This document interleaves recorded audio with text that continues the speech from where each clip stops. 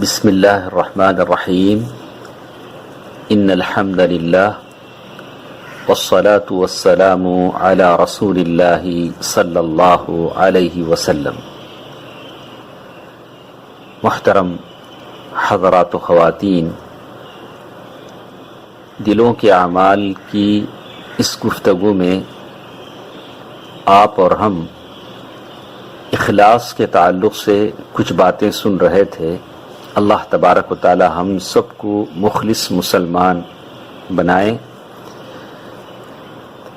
ان باتوں میں اس بات کا ذکر تھا کہ اخلاص جس کے دل میں اتر جاتا ہے، اللہ تبارک و تعالی اسے دنیا میں بھی بھلائیاں دیتے ہیں اور آخرت میں بھی اس کا فائدہ اس کو ضرور ہوتا ہے انشاءاللہ۔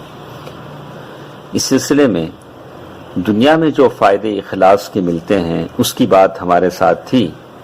عون بن عبداللہ فرماتے ہیں کہ فقیہ حضرات، فقہا اپنے بیچ میں 3 باتوں کی وصیت، تاکید ایک دوسرے کو کرتے تھے، اور جب بھی وہ کوئی خط لکھتے، جس طرح آج کل کے زمانے میں ہم لوگ ایک دوسرے کو میسیج لکھتے ہیں، وہ اپنے زمانے میں ایک دوسرے کو خطوط لکھتے تھے فقیہ حضرات، فقہا حضرات۔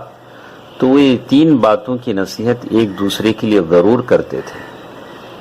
وہ 3 باتیں کیا تھیں؟ من عمل لآخرته کفاہ اللہ دنیا، جو شخص آخرت کے لیے عمل کرے اس کی دنیا اللہ سنبھال لیتے ہیں۔ دنیا کے لیے اب اس کو فکر کرنے کی ضرورت نہیں ہوتی۔ جو شخص آخرت کی عمل میں لگا رہتا ہے اس کی دنیا کو اچھا بنانے کی ذمہ داری اللہ کی ہے۔ وَمَنْ أَصْلَحَ سَرِيرَتَهُ أَصْلَحَ اللَّهُ عَلَانِيَتَهُ۔ دوسری بات یہ تھی کہ جو شخص اپنے دل کو اچھا بنا لے گا، اپنے باطنی چیزوں کو اچھا بنا لے گا، اصلح اللہ علانیتہ، اس کی ظاہر کو اللہ تبارک و تعالی اچھا کر دیں گے۔ ہم نے باطن کو اچھا کر لیا تو پھر اللہ نے ظاہر کو اچھا کر دیا۔ ہم اندر سے اور باہر سے دونوں سے بالکل پاک و صاف ہو گئے۔ ہمارا دل ہم نے اچھا بنا لیا تو پھر اللہ تبارک و تعالی ہماری ظاہری اعمال کو اللہ تبارک و تعالی اچھا بنا دیتے ہیں۔ تیسری بات، وَمَنْ أَصْلَحَ مَا بَيْنَهُ وَبَيْنَ اللَّهِ، جو شخص اس کے اور اللہ کے بیچ کے تعلقات کو صحیح کر لیتا ہے۔ کتنے لوگ ہم ہیں کہ بچوں کی طرف سے نافرمانی کا شکار ہیں، بیوی کی طرف سے بدخلقی کا شکار ہیں، یا عورت ہے تو اپنے شوہر کی بد مزاجی کی شکار ہے۔ تو یہ جو بگڑے رشتے ہیں، یہ رشتے کیسے اچھے ہوں گے؟ اللہ سے جو رشتہ ہمارا بگڑا ہے اس کو ہم صحیح کر لیں تو یہ جو لوگوں کے درمیان جو بگڑے رشتے ہیں، خاندان کے افراد کے درمیان جو رشتے بگڑ گئے ہیں، وہ رشتے اللہ تبارک و تعالی ٹھیک کروا دیں گے۔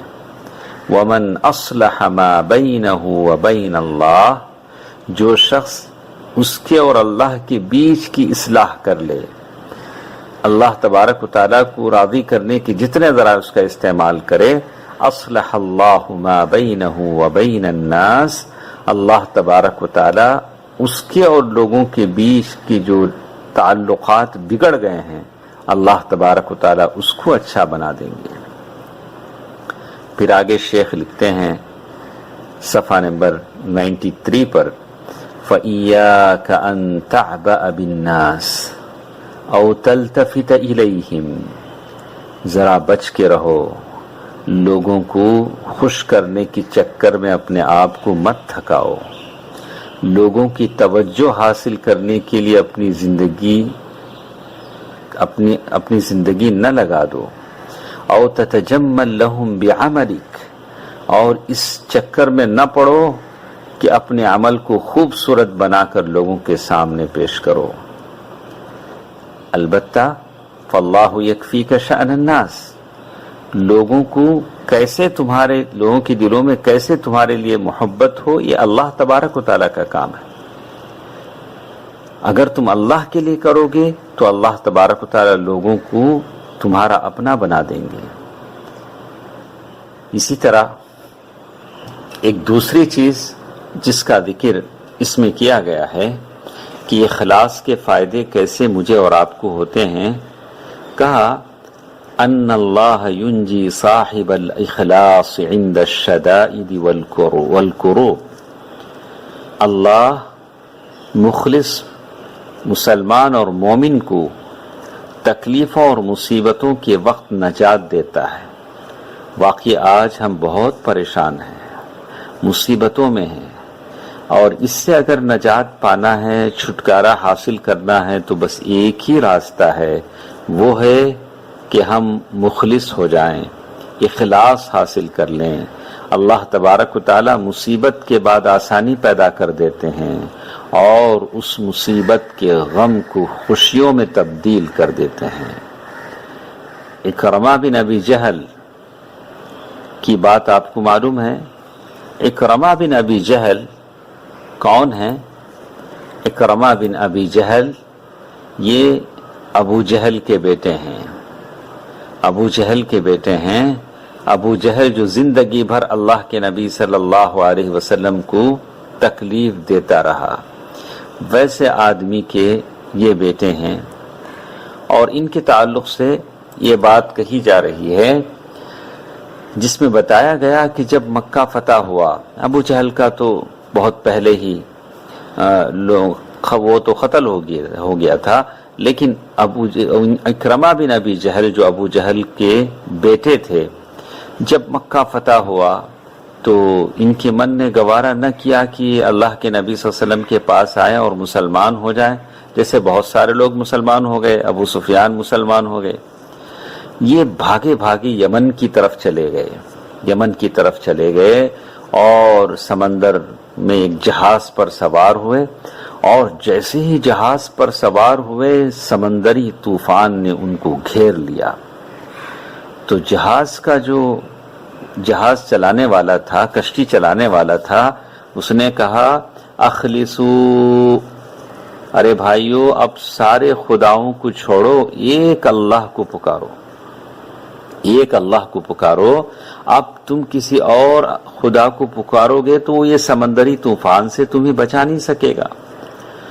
تو اکرمہ بن ابی جہل جو اللہ کے نبی صلی اللہ علیہ وسلم سے دین سے بھاگے بھاگے یمن جا رہے تھے، انہوں نے کہا واللہ لئن لم ينجنی من البحر الا الاخلاص لا ينجنی فی البر غیرہ، انہوں نے کہا کہ قسم خدا کی اگر اس سمندر میں مجھے اللہ کے سوا کوئی نہیں بچا سکتا ہے تو پھر باہر زمین پر اللہ کے علاوہ کون مجھے بچائے گا۔ انہوں نے اللہ سے دعا کی اللہم ان لک علی عہدا، اللہم ان لک علی عہدا ان انت عافیتنی مما انا فیہ انا آتی محمدا حتی اضع یدی فی یدہ، کہا کہ اللہ اگر تو مجھے اس سمندری طوفان سے بچا لے گا تو میں سیدھے یہاں سے جیسے ہی میری جان بچے گی میں اللہ کے نبی صلی اللہ علیہ وسلم کے پاس جاؤں گا اور ان کے ہاتھ پر بیعت کروں گا اور حلقہ اسلام میں داخل ہو جاؤں گا اور میں مسلمان ہو جاؤں گا۔ فَلَأَجِدَنَّهُ عَفُوًا كَرِيمًا، تو مجھے یقین ہے کہ اللہ کے نبی صلی اللہ علیہ وسلم مجھے معاف کریں گے، اور بالکل ایسے ہی ہوا۔ فَجَاءَ فَأَسْلَمَ، تو بالکل ایسے ہی وہ آئے اور اللہ کے نبی صلی اللہ علیہ وسلم کے ہاتھ پر بیعت کی اور مسلمان ہو گئے۔ اللہ کے نبی صلی اللہ علیہ وسلم نے جب وہ آئے تو کہا کہ دار السلام کی طرف ہجرت کرنے والے سوار کو خوش آمدید ہو۔ اللہ کے نبی صلی اللہ علیہ وسلم نے بڑی خوشی سے ان کا استقبال کیا، کوئی طعنہ نہیں دیا۔ یہ اللہ کے نبی صلی اللہ علیہ وسلم کے حسن اخلاق کی بات تھی۔ تو انشاءاللہ اسی تعلق سے کچھ باتیں کل کے درس میں ہمارے ساتھ رہیں گی۔ اللہ تعالیٰ مجھے اور آپ کو اخلاص کی دولت سے نوازے، آمین۔ والسلام علیکم ورحمۃ اللہ وبرکاتہ۔